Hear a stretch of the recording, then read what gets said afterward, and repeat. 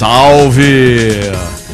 Um cearense, olha que legal, é o primeiro surdo a concluir um curso de mestrado em administração no Brasil. Fábio Benício Nogueira é o nome dele, teve nota máxima no exame de mestrado da Universidade de Fortaleza, a Unifor, e agora vai tentar o doutorado. Depois de aprovado, o primeiro comentário dele foi de uma extrema humildade. Ele simplesmente disse: a gente precisa diminuir o preconceito. No trabalho dele de mestrado, Fábio sugeriu que as escolas de ensino superior incluam nas salas de aula pessoas com deficiências auditivas, visuais, físicas. E lembra que poucas pessoas com deficiência têm oportunidade de cursar escolas de nível superior. E ele está certo, ele está certo. Segundo o último censo do IBGE, em todo o Ceará, existem cerca de 520 mil pessoas portadoras de deficiência auditiva. É o maior número entre todos os estados brasileiros. E o pior, apenas 55 fazem curso superior. Apesar desses números sombrios, é possível sim adaptar e incluir essas pessoas no sistema de educação. Basta boa vontade e cumprir a lei. O grande debate está entrando no ar.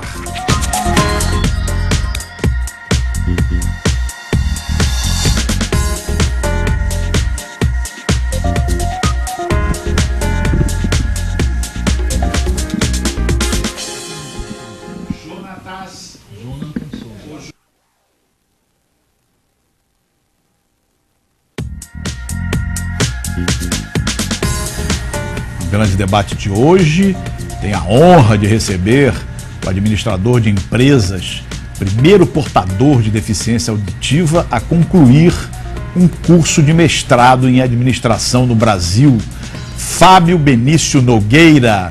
Estão conosco também a professora titular do programa de pós-graduação da Unifor, Mônica Tassini, a professora do curso de Pedagogia da Faculdade de Educação da Universidade Federal do Ceará, diretora da Secretaria de Acessibilidade da UFC e coordenadora do curso de licenciatura em Libras, Wanda Magalhães Leitão. Também conosco o professor de Filosofia da UES, doutor em Filosofia, Emiliano Aquino. Emiliano tem um filho com deficiência auditiva de 6 anos e é um militante na causa da inclusão para deficientes. Conosco também, acompanhando a entrevista, o tradutor, intérprete de Libras, Jonathan Souza. E ali, ao fundo dele, há também tradutor e intérprete, Diná Souza, que vai nos ajudar a tocar adiante essa entrevista de hoje. Ô Fábio, antes de mais nada, queria te parabenizar pela conclusão do curso de mestrado e saber de você se você em algum momento teve dúvida de que seria capaz de concluir o doutorado.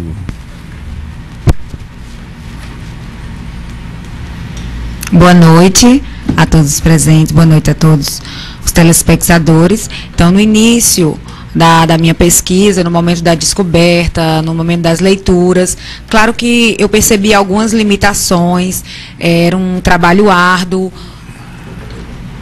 devido a essa questão dos textos que existiam no curso de administração, e eu sempre procurei buscar outros referenciais teóricos que estivessem focados na minha linha de pesquisa, que no caso é políticas públicas e trabalho e inclusão.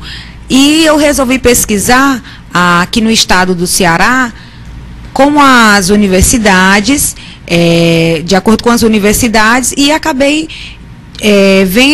percebendo aqui em Fortaleza as questões de acessibilidade e inclusão dentro das universidades, como que funcionava tudo isso e o que precisava ser melhorado, percebendo todo o caráter histórico, todas as mudanças que foram ocorrendo, e hoje nós temos um momento bem mais avançado do que anteriormente, devido à questão da legislação, da existência da língua de sinais, da sua legitimação através da lei, do decreto, que oficializou a língua de sinais, que é um direito da pessoa surda.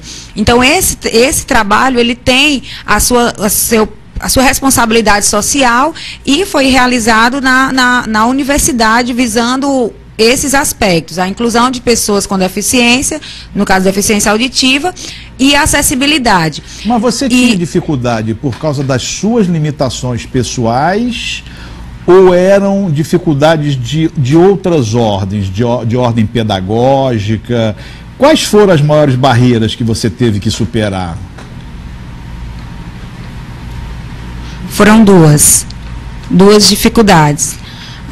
Essas limitações em decorrência ao trabalho, da pesquisa em si, e ainda essa questão do conhecimento político, as políticas públicas inexistentes, e aí a contribuição do meu trabalho, para que essas políticas possam avançar mais e mais. Durante praticamente todo o curso, Fábio, o Jonathan, foi o Jonathan que te acompanhou? Sim, foi o Jonathan que esteve comigo durante 2 anos. Nesse curso do mestrado, nós interagíamos, sempre buscávamos um léxico para esses sinais da administração, e nós pudemos sim desenvolver esse vocabulário. E às vezes você tinha que dar aula para ele também, para ele ensinar, para ele fazer entender algumas coisas. Sim, com certeza, né? A minha primeira língua é a língua de sinais e a minha segunda língua é a língua portuguesa. Então, eu pensava nesses sinais e estaria conversando com o Jonathan, e em seguida a gente conversava na sala de aula, enfim. Você quase podia se formar também, Jonathan? Hein? Pois é, o Jonathan Fábio, poderia sim. O objeto do seu trabalho foi exatamente essa questão da inclusão, enfim. Qual foi o diagnóstico que você fez ao longo desse teu trabalho, desse teu estudo, a respeito da inclusão?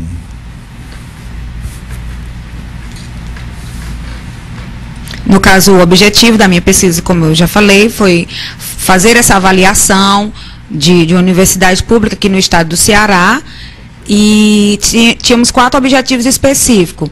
O primeiro seria perceber como era esse processo de inclusão dentro da universidade, em seguida, que políticas públicas existiam e que informações nós tínhamos sobre esse assunto, e também toda essa dinâmica, a legislação, os decretos, e o que acontecia posteriormente a essa dinâmica. E, em seguida, também as questões voltadas ao léxico, as palavras, acessibilidade, as normas, o que existia dentro dessa universidade.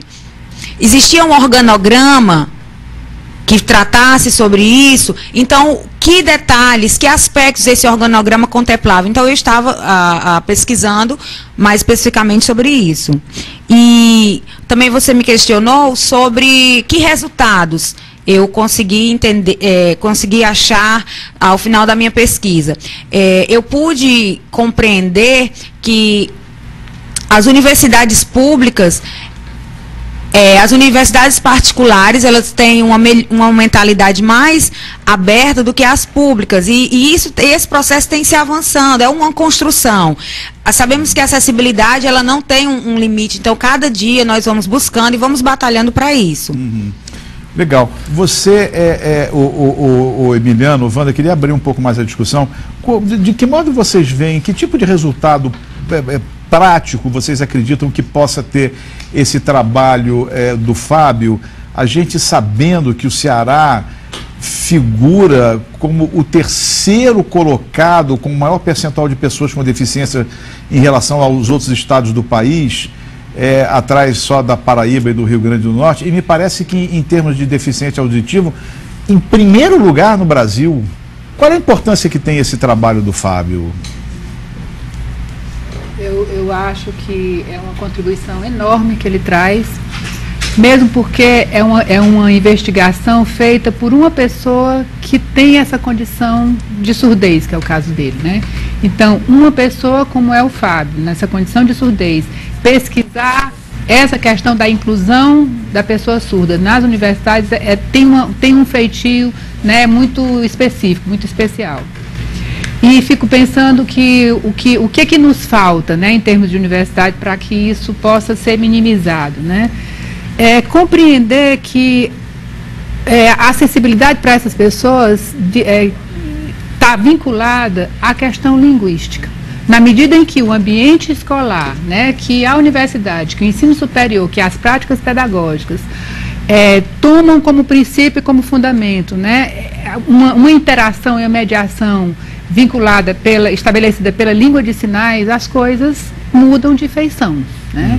Então, o problema da gente não ver, né, não ter surdo no ensino superior, ou em qualquer nível de escolarização, né, ou ver muito pouco, diz respeito a essas impossibilidades, ou a não oferta, ou a não condição de acessibilidade para essas pessoas, que é a questão linguística. Porque, né? Esse número que eu apresentei no começo do programa é realmente um desvario, um absurdo, né? Se você tem no Ceará mais de 500 mil deficientes auditivos, tem 55 cursando escola superior, tem alguma coisa errada nessa história, né? Na pesquisa dele, apenas 14, ele conseguiu identificar apenas 14. Apenas 14 ele identificou na pesquisa? Duas universidades. Me baseei nos dados do IBGE. Uma pública e uma privada, né? E é interessante também colocar, você estava, como a professora Wanda falou, por exemplo, a entrada do Fábio lá no mestrado que ele fez, na Universidade de Fortaleza, enfim, foi possível porque o edital contemplou uma mudança para a língua de Libras. Então, foi uma atitude da universidade, porque nós temos sim núcleo de apoio pedagógico lá em relação para acompanhar isso. Nós temos tradutores de Libras, inclusive é até importante frisar que o Fábio também teve um acompanhamento nos últimos meses de outra tradutora, que foi a Natália. É importante colocar isso daí. Então, a gente tem apoio na universidade, temos leis. Acontece que às vezes precisa de uma atitude que não foi dada de graça, assim, não foi, tá aqui, mas houve uma provocação do próprio Fábio, né? O Fábio foi lá, ele insistiu, ele sabe o direito dele, então ele conseguiu fazer com que o edital contemplasse, né? Então foi super importante a atitude do Fábio também. As leis existem, mas muitas vezes elas estão lá e, enfim, e tem que ser cumprida através da luta, mas também do empenho pessoal de ir lá, olha, eu tenho condições de entrar aqui, eu tenho capacidade e eu quero. A ausência de fala, que é o caso do Fábio, não significa falta de inteligência. Ou impedimento, contrário. ou algum impedimento para se formar, né? Agora, exatamente. Emiliano, o Fábio mencionou que na pesquisa dele, ele percebeu que é muito mais fácil você conseguir fazer uma política de inclusão nas universidades particulares do que nas universidades públicas. Onde é que se encontram as principais resistências no sentido de você conseguir uma efetiva inclusão nas escolas públicas? Aí dá para se detectar isso?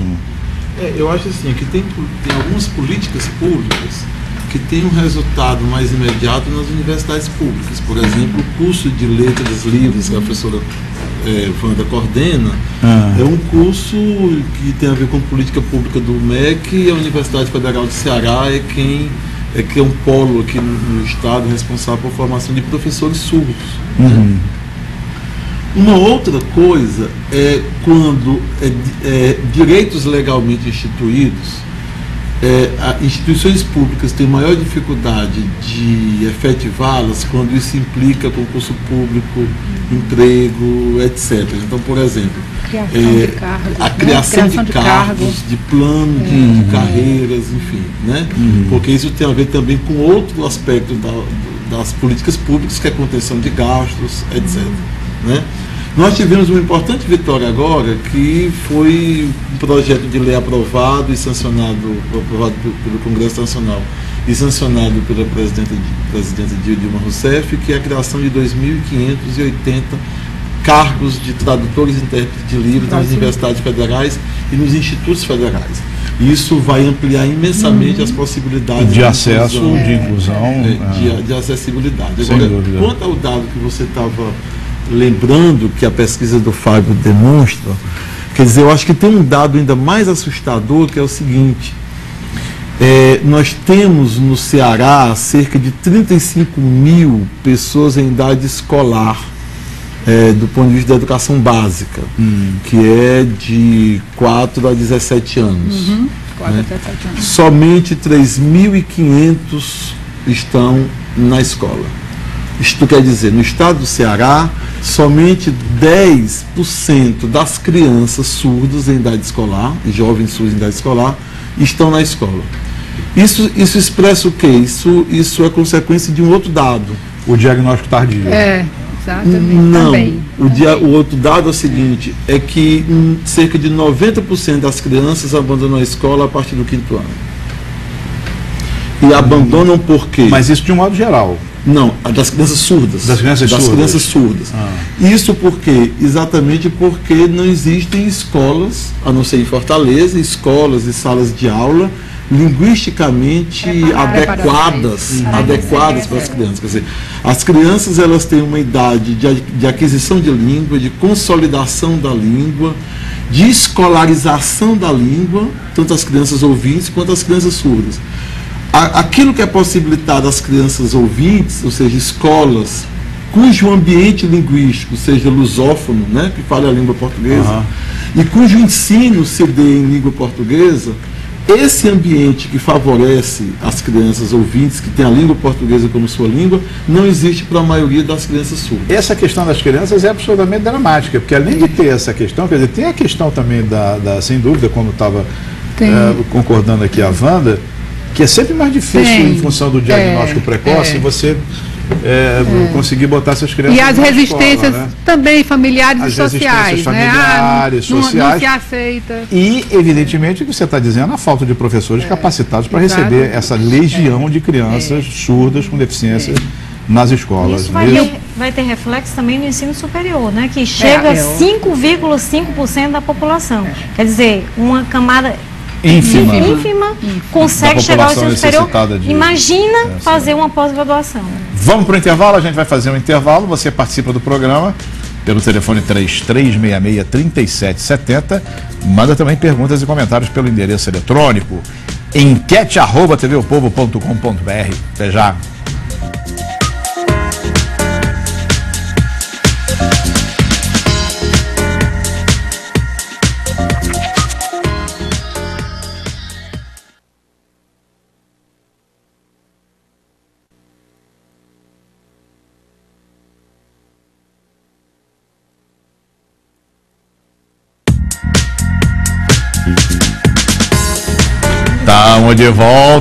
Estamos de volta com um grande debate, hoje recebendo no programa o administrador de empresas Fábio Benício, o primeiro portador de deficiência auditiva a concluir um curso de mestrado em administração no Brasil, muito legal. Ô Fábio, qual é a característica de um bom intérprete na área de educação, hein?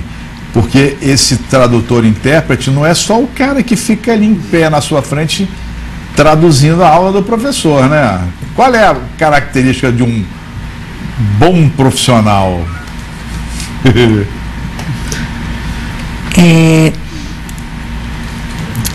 Caso fosse realizar uma pesquisa sobre essa questão de um bom profissional intérprete, devemos pensar primeiro em onde esse intérprete está atuando. No caso, aqui o meu curso, como era de mestrado, tem um nível acadêmico mais elevado. Então, dentro dessa perspectiva do curso de administração de empresa, eu prefiro um intérprete que tivesse uma proficiência, um intérprete que tivesse todas as características, como responsabilidade, e que eu não precisasse estar dependendo dele, mas assim, que eu pudesse estar ali me comunicando, interagindo com aquele intérprete. Para mim, seriam essas características. Então, a partir do momento que estou com um profissional que não apresenta dificuldade quanto ao conhecimento da área em que eu estou pesquisando e que sabe que já está contextualizado com tudo o que eu venho trabalhando na minha pesquisa, então essa é uma boa característica para esse profissional, ter foco e conhecer essa área. Mas você conhecia... Não, estou falando você, Jonathan. Você já conhecia alguma coisa da área de administração para acompanhar o Fábio? Ele está sem microfone? Fábio foi orientadora também, né? Na administração, entendeu? Ele também teve orientadora. Sim, você foi orientadora. Então a gente trabalhou em conjunto.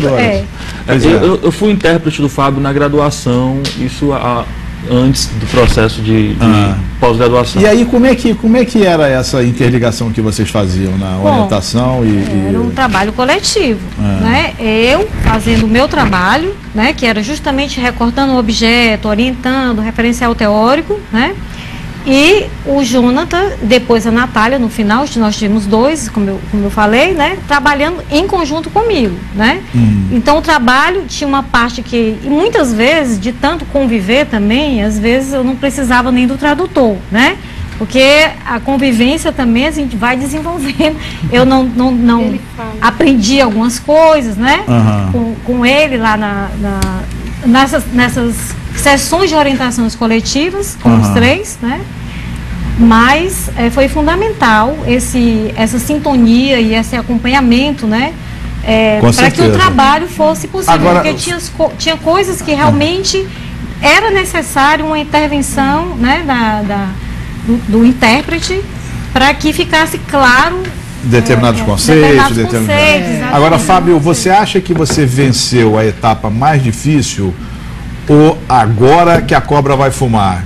Quando você entrar no mercado de trabalho, os problemas que você vai ter entrando no mercado de trabalho. Como é que traduz a cobra vai fumar? É a cobra vai fumar mesmo? Hein? Não, é expressão idiomática. Ele já trabalha, né? Bem,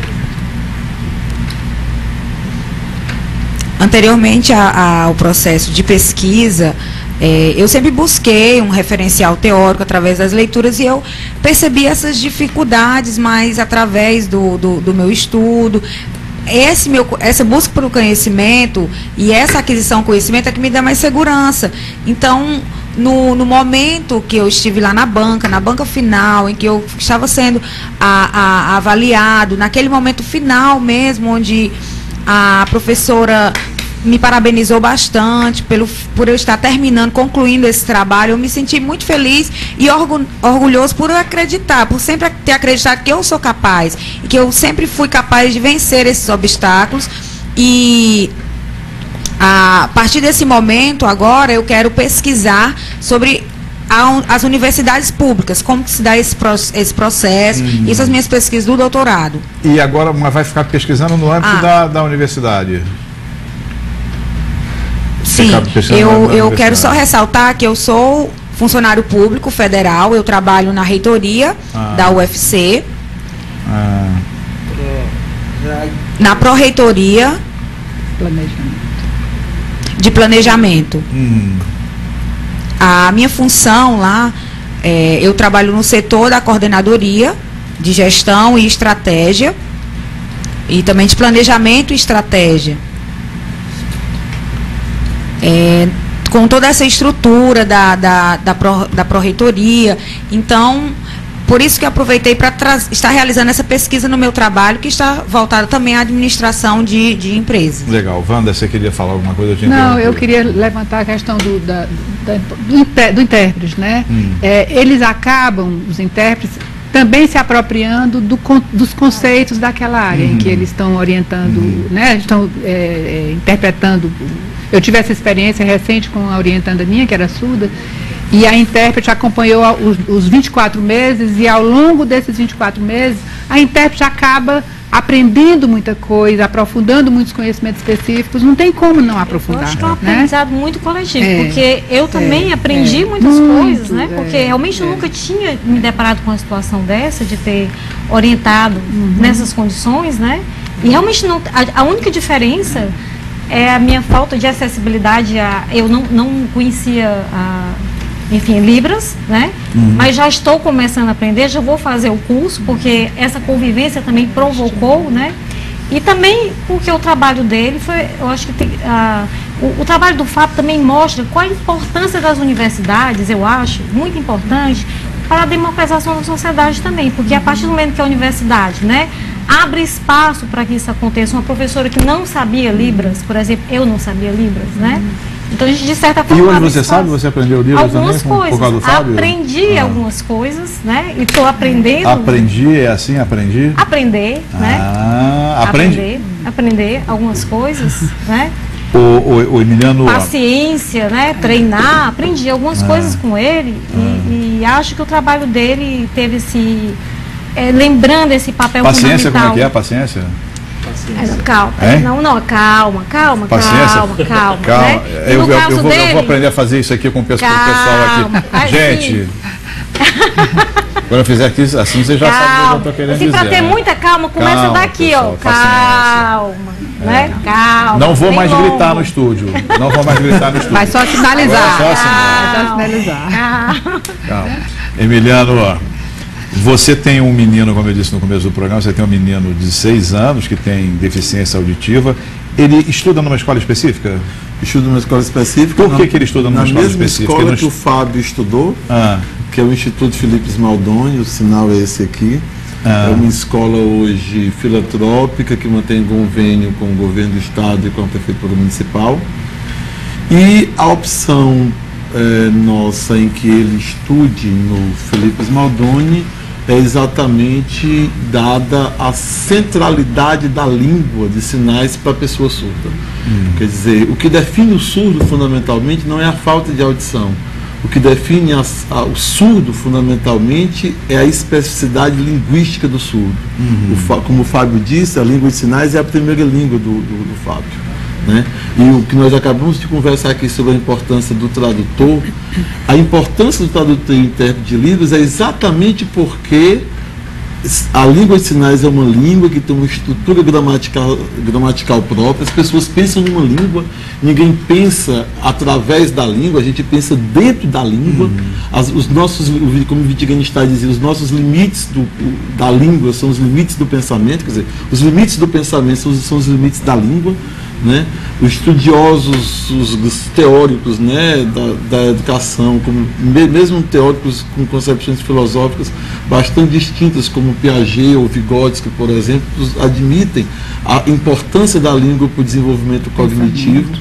E nesse sentido, quer dizer, a opção para que meu filho, Diogo, estude numa escola em que ele conviva desde 7h20 da manhã até as 5h20 da tarde com outras crianças que falam a língua, é para possibilitar a ele um desenvolvimento linguístico e, portanto, cognitivo, psíquico, emocional, social, igual a que toda criança ouvinte tem quando ela estuda uma escola que fala português. Agora, há uma grande discussão aí em termos de educação, né, que de uns anos para cá, o governo federal insiste em dizer que todas as crianças com algum tipo de deficiência precisa ser incluída numa escola regular, para conviver com crianças regulares, para viver em sociedade da mesma maneira que as outras crianças e tal. Agora, pelo que você está me dizendo aí, o que o governo federal quer fazer me parece criminoso. Isso é um equívoco enorme. É um equívoco, né? Enorme. Com relação à surdez, isso com relação é um equívoco. À surdez é um grande equívoco. Impressionante. Porque com relação talvez a outro tipo de deficiência, como deficiência de Down, intelectual, tudo bem, deficiência física, você faz com que a pessoa progrida intelectualmente. Mas no caso específico do surdo, é o contrário. É o contrário. Quer dizer, é tão criminoso você impedir que uma criança com síndrome de Down conviva com outras crianças que falam português. Outras crianças com ou sem deficiência que falem a sua língua, que é o português. É tão criminoso isso quanto impedir uma criança surda de conviver com outras crianças surdas, onde elas possam. É porque assim, Rui, como é que nós transformamos o vivido em experiências? Através da língua. Né? Quer dizer, é o fato de falar sobre o que se viveu, de se organizar psiquicamente o que foi vivido, organizar emocionalmente, simbolizar o que foi vivido, é o que faz com que o vivido se transforme em experiência. Né? E a experiência é absolutamente fundamental para o desenvolvimento da criança e das pessoas como um todo, em todos os seus aspectos. Né?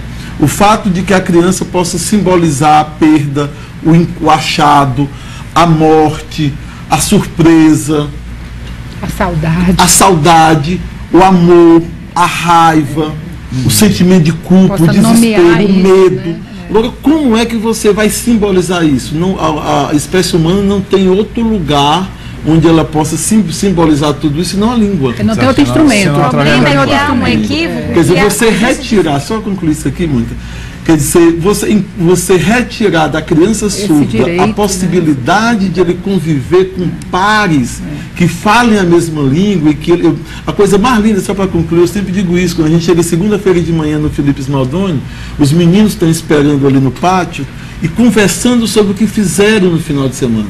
Conversando sobre futebol, conversando sobre a praia, sobre a viagem, sobre o que eles não podem fazer com ninguém mais. Que não podem fazer com ninguém mais, nem com a própria família. E a criança surda que está numa escola regular não pode fazer isso com nenhuma outra criança, porque outras crianças não têm a língua de sinais como sua própria língua. Onde é que as crianças surdas vão aprender, inclusive, aquilo que toda criança aprende, a falar sobre sexo pela primeira vez, não é com o pai, é com o seu pai, é com a pessoa da mesma idade. E você fala isso, inclusive, às vezes escondido. É preciso ter uma língua comum, é preciso ter uma cumplicidade. Né? A criança surda tem isso quando estuda numa escola de outras crianças surdas. Fábio.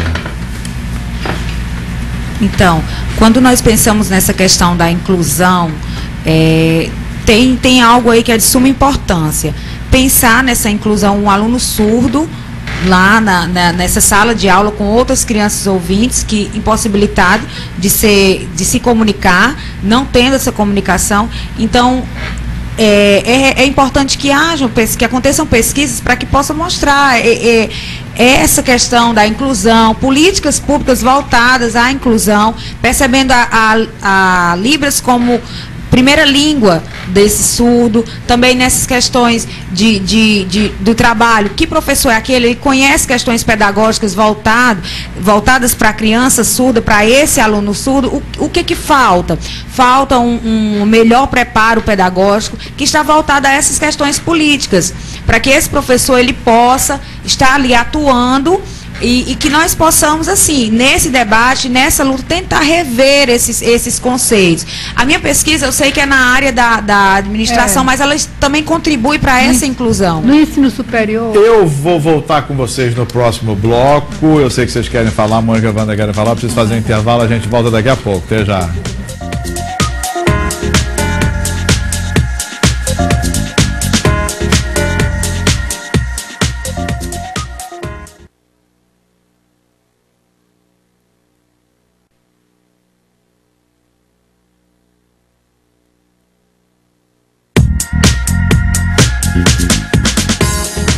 Estamos de volta com um grande debate. Hoje aqui tendo como convidado o Fábio Benício, administrador de empresas, primeiro portador de deficiência auditiva a concluir um curso de mestrado em administração no Brasil.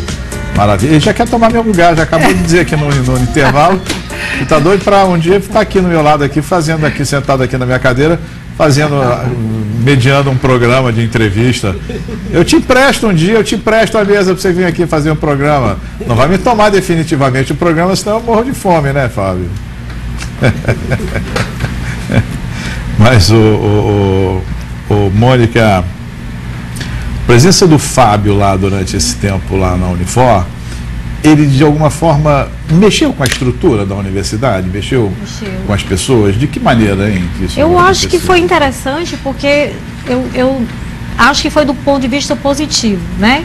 De respeitar o diferente, mesmo que não quisesse. Houve assim primeiro o interesse, a curiosidade, né? As pessoas ficavam curiosas, assim, saber como é que ele tinha chegado até ali, né? Estava assistindo as aulas, muito interessado, super estudioso, né? Então, acho que ele provocou em professores modificação, no próprio edital, que agora contempla a Libras, né? Que ele pode fazer a seleção dele usando Libras, então isso já foi uma conquista. Em relação aos professores, vários professores com vontade de fazer o curso, né? Sensíveis a essa questão, por exemplo, até na hora de dar aula, por exemplo, na aula tradicional, lembrava que não podia ficar de costa para o Fábio. Então, isso foi uma mudança que o Fábio provocou, né? Que está lá já. Quer dizer, os próximos que chegarem, a gente já aprendeu muita coisa com ele, né? De saber que a ausência de fala, né? Eu acho que isso foi uma conquista muito importante que eu estava conversando aqui, que era aquele aposto que eu queria dar na fala do professor Emiliano, né? que as pessoas às vezes pensam assim, fulano não fala, a ausência de fala, de som, é ausência de língua. Ou ele é menos inteligente porque não fala. Eu acho que esse paradigma o Fábio quebrou lá. Né? O fato dele não falar não significa dizer que ele não possa produzir ciência e de qualidade. Produzir conhecimento, porque fazer uma dissertação de mestrado é produzir conhecimento. Tá? Então ele quebrou esse paradigma porque ele foi... na verdade, assim, Mônica, só licença assim. Do ponto de vista mais amplo, os surdos falam, né? Os surdos falam a língua de sinais. A língua deles. Isso, né? Quer dizer, a língua deles. Eles falam, mas eles evocam, eles se posicionam, claro, tomam a palavra. Mas tradicionalmente, né? Emiliano, há uma cultura até preconceituosa, é isso que eu estava querendo falar, né? Que fala é considerado fala apenas o som. Tá? É som. Então, por isso a dificuldade de compreender que eles têm uma língua, que se comunica com essa língua, que se desenvolve cognitivamente, afetivamente. Isso que a professora Mônica está dizendo, quer dizer, me parece, acho que o Fábio deveria falar um pouco mais sobre isso faz toda a diferença. Quer dizer, a tese de mestrado, eu tive na banca, tive a alegria, né, o orgulho de ter estado na banca que avaliou a dissertação do Fábio. E ele mostra o seguinte, quer dizer, após a legalização da língua de sinais, de um ano para o outro, quintuplicou o número de surdos na universidade. São dados relevantes. Pelo simples fato de que a língua foi reconhecida. Como obrigatório, exatamente. Né? Quando a língua é reconhecida, então isso você... Isso foi em Salamanca? Não. 2005. 2005. Não, a legalização 2002. A lei 2002, o decreto 2005. É uma luta de décadas das comunidades surdas. O projeto de lei passou 10 anos no Congresso Nacional.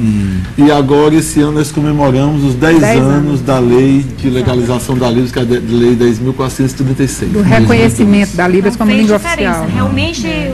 Agora, Wanda, quando a gente estava falando sobre essa questão da inclusão na escola primária, como é que chama hoje? Educação básica, educação básica. Se referindo ao filho do Emiliano, que tem 6 anos, isso é falar de uma coisa. Né? Quando a gente fala na universidade, a dimensão é completamente outra, na verdade, porque aí é uma questão de quê? É uma questão de acessibilidade, uma questão de... Na educação na verdade não tem sentido você botar tradutor para crianças que não falam Libras ainda, né? Que estão em processo de desenvolvimento ou de aquisição. É esse o projeto que vocês têm na universidade para formação de professores surdos para atender exatamente a esse tipo de demanda nas universidades? O curso de Letras Libras é um curso assim primoroso em termos de modelo de educação bilíngue, né? E os alunos eram surdos e toda a mediação era dada pela língua de sinais. Isso, na educação infantil e no ensino fundamental até o 5º, 6º ano, isso é fundamental que o aluno tenha essa convivência que o Emiliano colocou. Quando a gente fala de ensino superior, né, o ensino superior, o jovem, né, já chega com toda a aquisição, com toda a formação de língua de sinais. E aí, o que é imprescindível para ele? Um profissional intérprete de boa qualidade. E o curso de Letras Libras também formou e está formando tradutores intérpretes. A gente está chegando, infelizmente, ao final do programa. Estou adorando o programa hoje, mas antes da gente ir embora, vou dar para vocês alguns segundos para se despedir. Mônica. Bom, nós temos um mestre aqui, muito importante para a sociedade brasileira, para as universidades, né? Para as nossas universidades. Eu acho que nós estamos agora, demos um passo muito importante, né? A pesquisa dele mostrou isso. Acho que vamos avançar mais e acho que a universidade tem um papel muito importante nessa entrada do surdo, nas pós-graduações, para fazer ciência para a comunidade e fazer ciência para o Brasil também. Eu acho que o Fábio provou com a pesquisa dele, né, a importância que o ensino superior, a entrada desse surdo no superior tem, porque ele tem uma colaboração muito importante para dar para a sociedade. Eu acho que é isso. Eu acho que esse marco, eu quero parabenizar, né, publicamente o Fábio e a Mônica como orientadora dele, Mas esse é o resultado de um movimento de anos, de décadas, né, de movimentos sociais, de reivindicação da comunidade surda, de contribuições da ciência também, né, a ciência, a psicologia, a psicogenética, a antropologia tem, né, dado muito suporte a isso, e acho que isso tende a crescer, né, porque isso tem tomado corpo, né, os movimentos políticos, a reivindicação da comunidade surda, aí, né, se deparando e confrontando com as impossibilidades, entre aspas, da burocracia, né, dos preconceitos, das barreiras, né, eu acho que a coisa não tem mais retorno, né, daqui para frente eu acredito que isso é muito... Miliano. Eu acho assim que eu, como pai de surdo, e nem tanto como professor, mas como pai de surdo, eu acho que o exemplo do Fábio, como outros exemplos, tem um significado muito grande para nós, né? Que eu queria que se tivesse pai de surdo nos vendo, nos escutando nesse momento, quer dizer, o sucesso acadêmico do Fábio está intimamente ligado à língua de sinais, ao fato de que ele adquiriu a língua de sinais, de que ele aprendeu a pensar na língua de sinais, que ele se desenvolveu intelectualmente na língua de sinais. O Fábio participa de uma comunidade intelectualizada, erudita, né, de surdos, né? E, sem dúvida, quer dizer, se a criança tem, desde o comecinho, né, desde 2, 3 anos, acesso à língua de sinais, ela vai poder seguir esses passos aí do Fábio, fazer universidade, fazer mestrado, fazer doutorado, usando sua língua. Fábio, 1 minuto. Então, diante de tudo que foi colocado por todos, eu incorporo a minha fala que isso reflete o quê? A cultura organizacional daquela instituição. Tudo isso que foi colocado aqui, levantado pela professora Wanda, pelo professor Emiliano, e que está ligado à administração, a essa questão da gestão.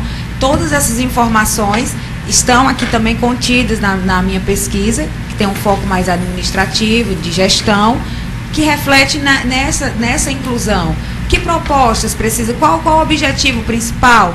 A educação, políticas públicas, movimentos sociais, questões trabalhistas, educação de surdo, até chegar na universidade, os modelos que existem, modelo antropológico, modelo clínico. Então, tudo isso gere a inclusão, é a gestão da inclusão. Então, eu sou mestre, quero dizer para todos, sou surdo e sou mestre, e muito obrigada. Estamos terminando o debate de hoje. Muito obrigado pela presença de vocês. Fábio, mais uma vez, parabéns pela conquista, também pelo belo exemplo. A você em casa, obrigado pelo carinho, obrigado pela audiência.